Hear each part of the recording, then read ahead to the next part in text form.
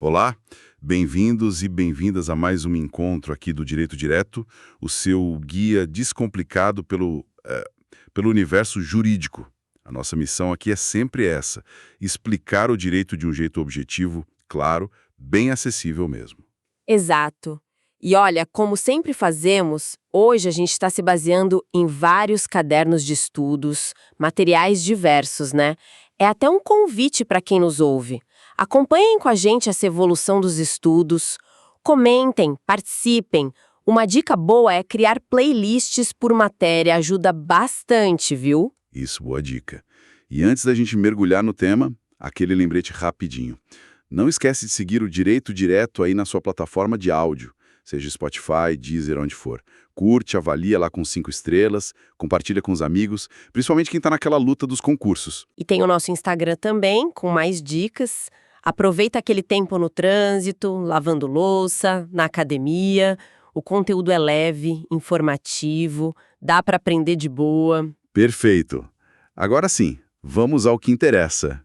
Hoje o assunto é a base de muita coisa. Introdução ao direito penal. O que é isso, afinal? Para que serve? Quais são as características principais? É um mergulho inicial, mas olha, fundamental. Fundamental mesmo. Para começar, vamos localizar nossa principal lei penal, né? O Código Penal. Ele é um decreto-lei, o 2848, lá de 1940, isso já diz muito, né? Com certeza. 1940, a gente está falando do Estado Novo, da Constituição de 37, a famosa polaca, um contexto histórico, assim, bem particular para a criação de um Código Penal. Exatamente. E os materiais que a gente consultou indicam que ele teve um projeto inicial feito por um jurista bem renomado da época e depois passou por uma comissão revisora com nomes importantes do direito também. Isso mostra que, mesmo naquele contexto, houve um cuidado técnico, um debate na sua origem. E aí já vi uma dúvida clássica, né? Direito penal ou direito criminal? A gente ouve os dois termos, embora criminal possa até soar mais amplo, e a gente já teve código com esse nome lá atrás, tipo o Código Criminal do Império, de 1830. Sim, mas a terminologia que pegou, que é oficial mesmo, tanto no Código de 40 quanto na nossa Constituição atual, a de 88, é direito penal. Ah, então a própria Constituição usa direito penal? Usa, sim, de forma expressa. Por exemplo, lá no artigo 22, quando fala da competência para legislar, diz que compete à União legislar sobre direito penal. E também no artigo 62, quando proíbe medida provisória sobre matéria penal. Então, assim, para fins técnicos, acadêmicos, o termo correto consolidado é direito penal. Entendido. Termo definido. Agora, o conceito. Como é que a doutrina define o direito penal? Parece que tem umas abordagens diferentes, né? Isso, tem sim. A gente pode olhar por uns 3 ângulos principais, digamos assim. Primeiro, tem o aspecto formal ou estático. Por essa visão, o direito penal é basicamente o conjunto das normas jurídicas, princípios, regras, tudo isso que vão descrever o que é crime e dizer qual é a sanção, qual é a pena, a medida de segurança. É o direito como ele está escrito, a estrutura da lei. Tá, essa é a visão mais direta, talvez, da lei em si. E o aspecto material, o que ele olha? O material já vai mais fundo. Olha o conteúdo, a substância. Ele se pergunta: quais comportamentos humanos são tão ruins, tão danosos para a sociedade que justificam a resposta mais forte do Estado, que é a pena? Ou seja, ele foca em quais condutas realmente machucam ou ameaçam bens que são essenciais para a gente viver em sociedade. Entendi. Então, o formal é a casca, a norma escrita, e o material é o miolo, o porquê daquela proibição, o dano social que ela quer evitar. E tinha um terceiro aspecto, né? Sim, o sociológico ou dinâmico. Esse já enxerga o direito penal como uma ferramenta de controle social, uma ferramenta oficializada. Ele age na sociedade tentando evitar que certas coisas aconteçam, né, prevenindo condutas. E, idealmente, também agindo sobre quem já cometeu um crime, tentando ressocializar, manter a ordem. É o direito funcionando na prática, interagindo com a vida real. Interessante essas camadas: formal, material, sociológico. E quais são as características que fazem o direito penal ser ele mesmo? O que o torna diferente? Boa pergunta. Olha, uma característica assim muito básica é que ele é cultural. Ele não brota do nada, né? É um produto da cultura de um povo num certo tempo, num certo lugar. Os valores que ele protege ou deixa de proteger mudam. Pensa nas leis de antigamente ou de outros países. Nossa, verdade. Algumas leis parecem absurdas hoje, né? Isso explica. E ele também é normativo, imagino, focado nas normas. Sim, o centro de tudo são as normas penais. Aquela estrutura clássica. Preceito primário, que descreve a conduta proibida, tipo matar alguém, e o preceito secundário, que traz a sanção, reclusão de 6 a 20 anos. É o estudo e aplicação dessas normas. E ele ser valorativo ou axiológico. Isso quer dizer que tem uma escolha por trás de cada crime que está na lei? Exatamente. O legislador, quando decide criar um crime, ele está fazendo um juízo de valor. Ele escolhe quais bens, vida, liberdade, patrimônio, honra e por aí vai, são tão importantes que precisam dessa proteção máxima, a proteção penal. E quais condutas são tão graves que merecem ser crime. Tem uma decisão política, social, nessa escolha. Faz sentido. Outra característica: ele é sancionador. Ou seja, ele não cria a vida, não cria a propriedade, mas ele pune se alguém atacar esses bens. Perfeito. O direito penal trabalha com bens e valores que já existem, que são protegidos por outras áreas do direito também. A função específica dele é dar um reforço nessa proteção, usando a ameaça e a aplicação das sanções mais pesadas que o sistema tem: a prisão, a restrição de direitos, a multa. E agora chegamos num ponto que sempre dá o que falar, né? Duas características que andam juntas e são cruciais: fragmentariedade e subsidiariedade. As duas ligadas àquela ideia de intervenção mínima. Como a gente pode descomplicar isso? Vamos lá. Fragmentariedade significa que o direito penal é como se fosse um holofote seletivo. Ele não ilumina tudo, ele não protege todos os bens jurídicos que existem e nem protege os bens que ele escolhe contra qualquer tipo de ataque. Ele só pega os bens mais importantes, uns fragmentos da vida social, e só age contra os ataques mais graves a esses bens. É tipo um escudo só para situações mais críticas mesmo. Ataques menores ou ataques a bens menos importantes ficam para outras áreas, tipo direito civil ou administrativo. Entendi. Ele seleciona os casos mais graves dos bens mais importantes. E a subsidiariedade vem para completar essa ideia, né? Aquela história da última ratio. Isso, a última ratio, a última razão, o último recurso. Subsidiariedade quer dizer que o direito penal só deve dar as caras quando os outros ramos do direito civil, administrativo, trabalhista, qualquer outro, não conseguiram ou não conseguem proteger aquele bem jurídico de forma eficaz. Se uma indenização no civil resolve, se uma multa administrativa já basta, o direito penal, em tese, deveria ficar quieto. Ele é a última cartada do Estado. Então, essas duas, fragmentariedade e subsidiariedade, elas funcionam como freios para o poder de punir do Estado. Certo. Vem da ideia de intervenção mínima. Mas, na prática, para que ele serve, então? Quais as funções do direito penal? Olha, a função que a maioria da doutrina aponta como principal é a proteção de bens jurídicos.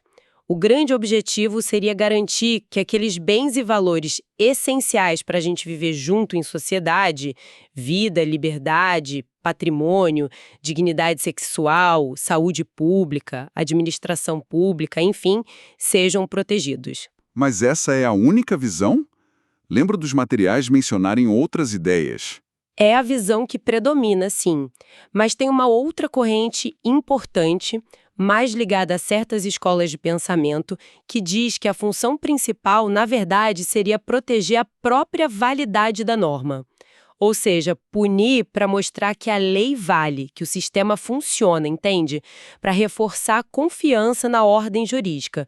Mas, assim, no dia a dia, e para a maioria dos estudiosos e tribunais, a proteção de bens jurídicos ainda é o norte principal. Tá claro. E além dessa função principal, que outras ele tem? Parece que a lista é grande. Ele tem várias facetas. Uma super importante é a função de garantia. Parece um paradoxo, né? Mas o direito penal, ao mesmo tempo que pune, ele também limita o poder do Estado de punir. Pensa nos princípios. Legalidade. Não há crime sem lei anterior. Isso é uma garantia para o cidadão contra o arbítrio, contra o Estado fazer o que quer. Está lá no artigo 5º da Constituição e no artigo 1º do Código Penal. E aquelas funções que tentam influenciar o comportamento das pessoas antes do crime acontecer. Aí a gente tem a função de controle social, né? Tentar fazer as pessoas andarem na linha. Ligado a isso, tem a função intimidatória, que a gente chama de prevenção geral negativa. A ameaça da pena serve para desestimular as pessoas a cometerem crimes. Tem também uma função motivadora de incentivar o comportamento certo e, claro, a função educativa ou pedagógica. Quando a lei define o que é crime, ela está ensinando para a sociedade o que é importante, quais valores a gente protege. E para quem já cometeu o crime, o que o direito penal busca fazer? Aí entram as funções mais ligadas à pena em si. A retributiva, que é aquela ideia de dar uma resposta para o mal que foi feito, uma ideia de proporção, e a tão discutida função ressocializadora, ou prevenção especial positiva, que seria tentar reintegrar a pessoa na sociedade. Alguns falam até numa função promocional de empurrar certas mudanças sociais. Mas você falou que nem tudo é positivo.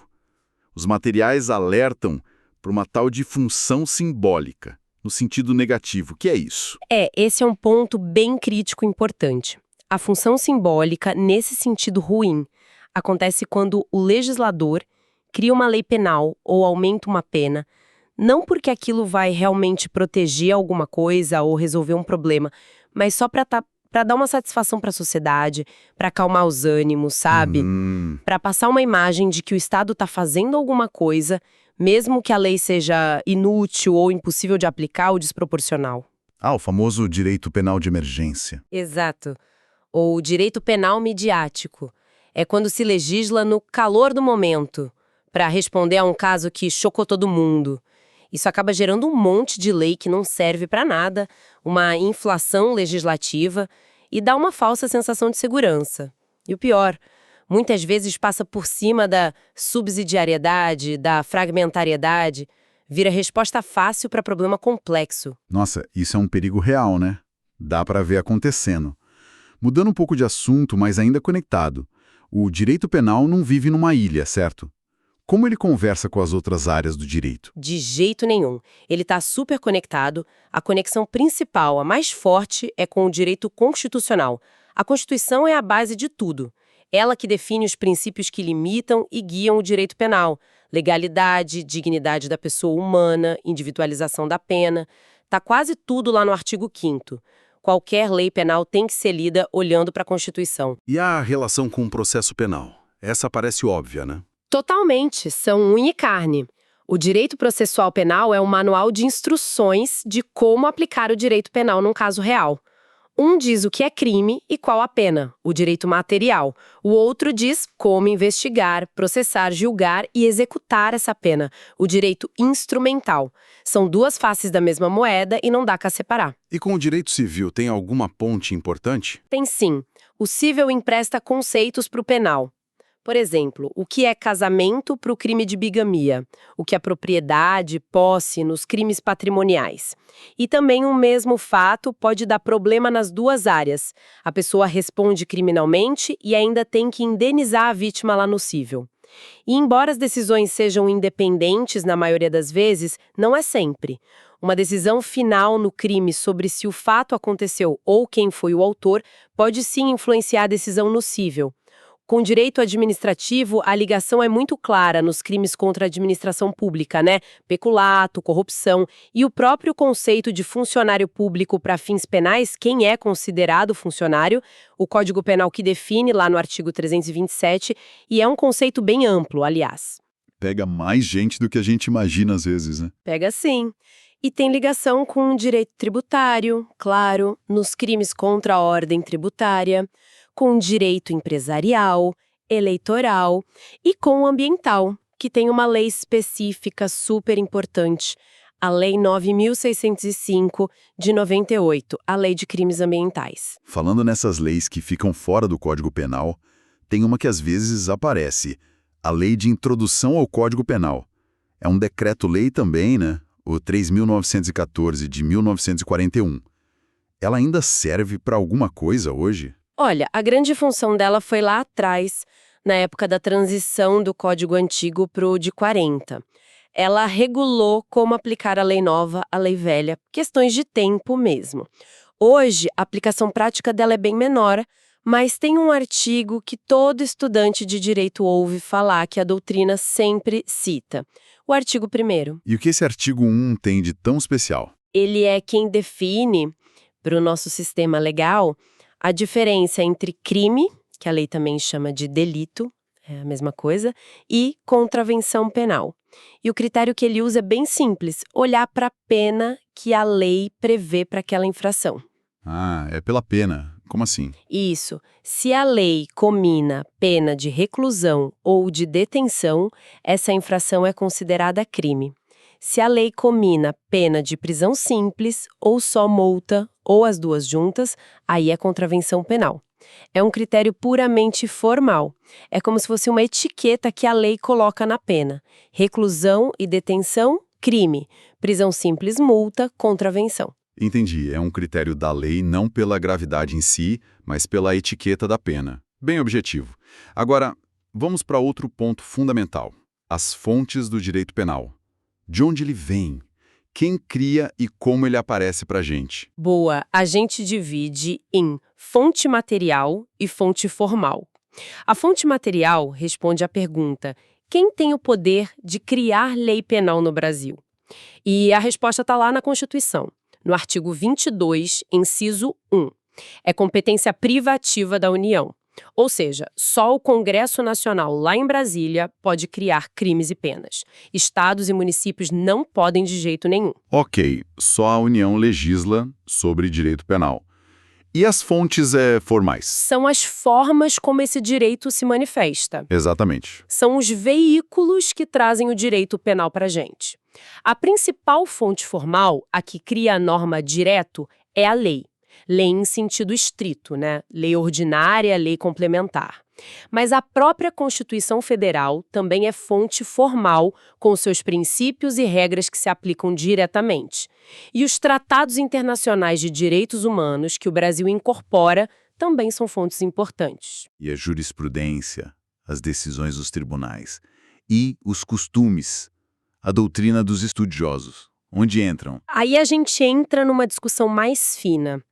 A jurisprudência, que são as decisões repetidas dos tribunais, e os princípios gerais do direito, para muita gente são fontes formais mais imediatas ou secundárias, elas não criam a lei do zero, mas influenciam demais como a lei é interpretada e aplicada, né? Tem uma força enorme. A doutrina, que são os livros, os artigos dos estudiosos, também é fonte formal imediata, essencial para a gente entender e pensar o direito. Já os costumes, esses são considerados fontes informais. Informais. Por que informais? Eles não podem criar crimes? Exatamente por isso. Por causa do princípio da legalidade estrita, lembra? Não há crime sem lei anterior. O costume, que é um comportamento repetido pela sociedade, não pode criar um crime que não está na lei, nem pode piorar a situação de alguém, criar uma agravante. O costume incriminador é proibido. Mas ele não serve para nada, então, no direito penal? Serve sim, mas de outras formas. Ele pode ajudar a interpretar a lei. Por exemplo, o que significa repouso noturno para fins de furto? O que é um ato obsceno? O costume local pode ajudar a dar sentido a esses termos que a lei usa. É o costume interpretativo. E tem até uma discussão bem polêmica se o costume poderia, em casos muito raros, fazer uma lei deixar de ser aplicada na prática, o chamado costume abrogatório, mas isso é bem controverso. Entendi. O costume ajuda a interpretar, mas não a criar crime nem pena. Clareou. Agora, pensando nas normas em si, como elas se classificam e como a gente interpreta? Quanto à classificação, a divisão mais básica que a gente faz é entre normas penais incriminadoras e não incriminadoras. As incriminadoras são as que a gente pensa logo de cara. Elas definem um crime e dizem qual é a pena. Exemplo, artigo 121, matar alguém, conduta, reclusão de 6 a 20 anos, pena. Ok. Essas são as que criam o crime.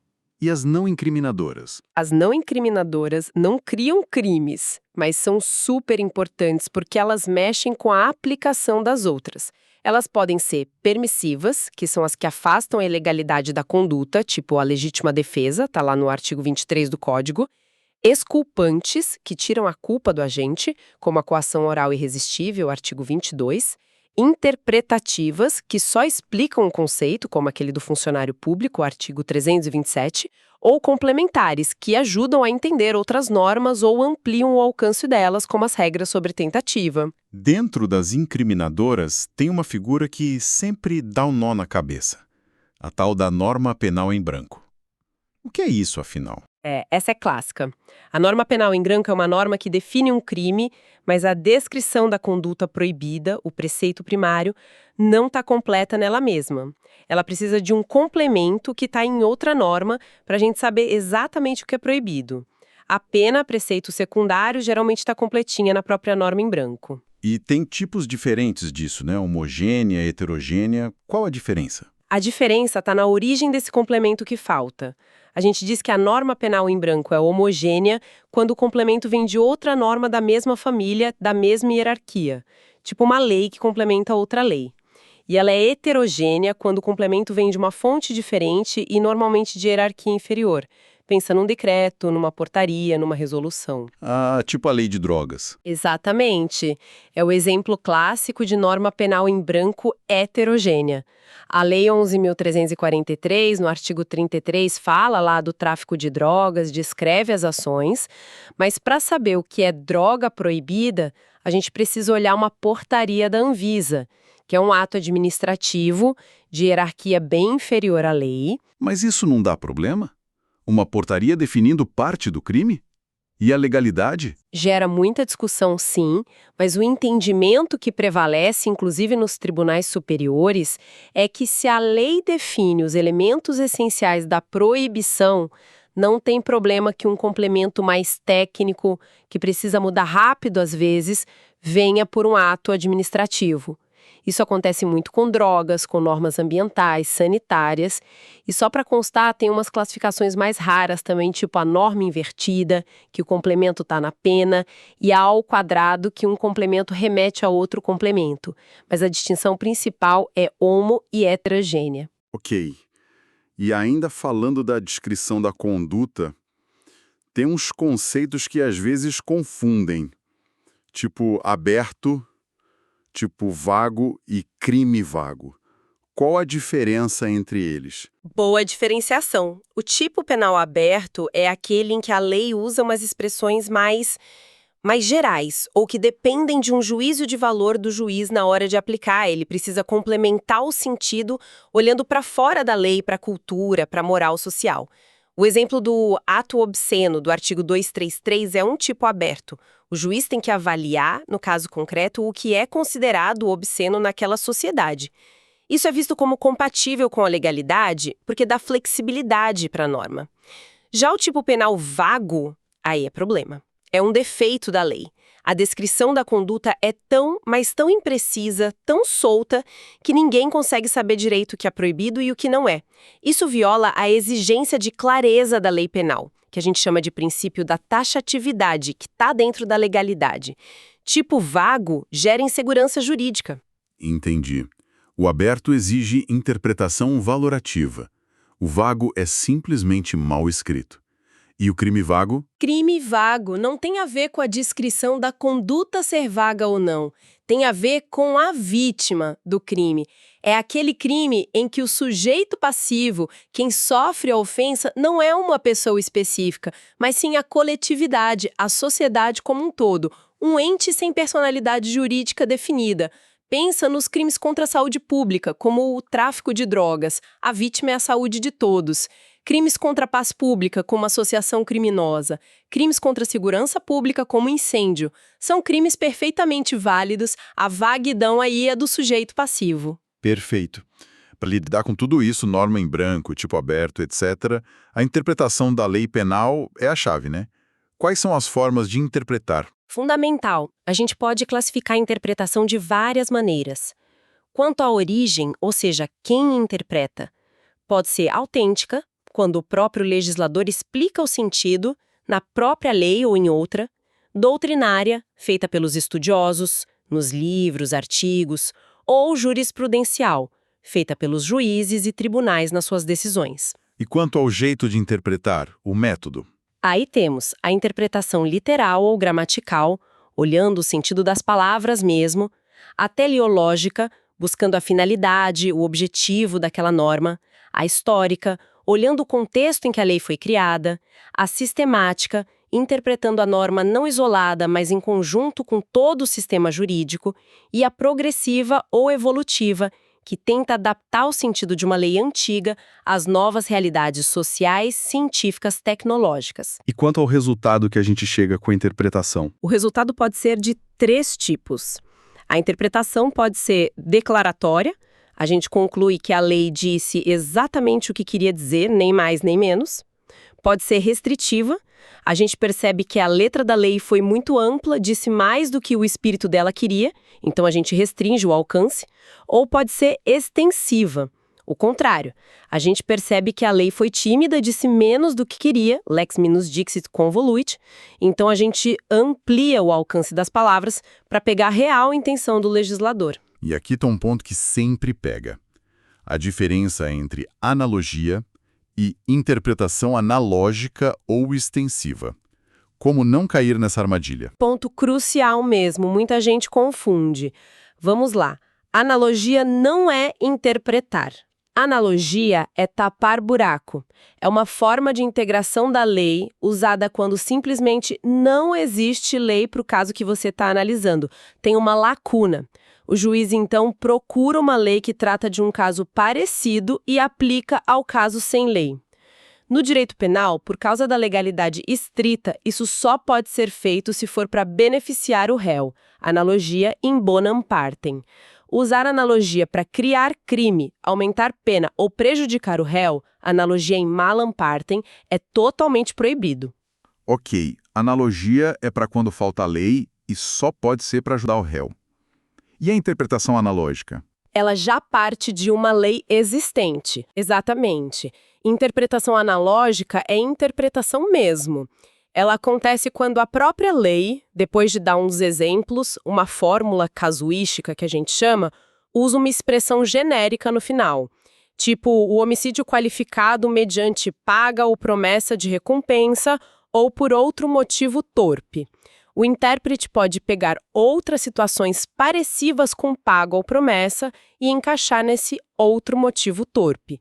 Como aqui existe lei e a gente está só interpretando o alcance dela, a interpretação analógica pode sim ser usada mesmo que prejudique o réu. E a interpretação extensiva? Só para fixar bem a diferença. A extensiva também parte de uma lei que existe. A diferença é que aqui a gente acha que as palavras usadas pelo legislador foram muito estreitas, que a intenção dele era abranger mais coisas do que o texto literalmente diz. Então o intérprete estica o sentido das palavras para alcançar o verdadeiro espírito da norma. E assim como a analógica, por ser interpretação de lei existente, também pode ser usada em malam partem. A diferença para a analógica é sutil. A analógica geralmente parte de exemplos dados na lei. A extensiva foca mais na intenção que foi mal expressa no texto. Entendi a diferença. É sutil, mas fundamental. E para fechar esse bloco todo de interpretação, um último ponto. Interpretação conforme a Constituição. Hoje em dia essa é a regra de ouro, né? Com certeza absoluta. Nenhuma lei penal, aliás, nenhuma lei de nenhum ramo pode ser lida isoladamente. Tudo tem que passar pelo filtro da Constituição Federal.